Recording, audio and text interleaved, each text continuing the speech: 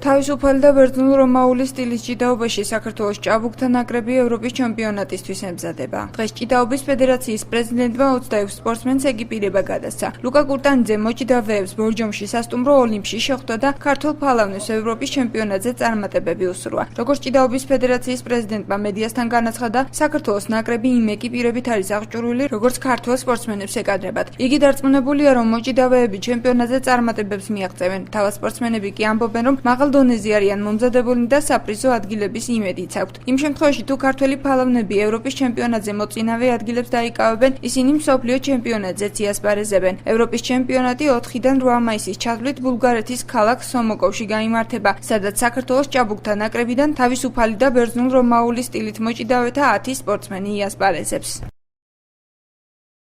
საქართველოს მომავალი თაობა ჭაბუკთა ნაკრები, რომელიც ევროპის ჩემპიონატზე მიეგზავნება ბულგარეთში, იმ შესამოსით და იმ კეპირებით არის აღკაზმული, რომელიც ჩვენს ქვეყანას ისე ღირსეულად წარმოადგენს, როგორც ის იმსახურებს. საქართველოს ნაკრები ღირსეულად იქნება ევროპის ჩემპიონატზე წარდგენილი. საქართველოს პირველობის მე რომელიც ჩატარდა მარტის თვეში, იმ შეჯიბრის მე უკვე მიდის მზადება ევროპის პირველობისთვის.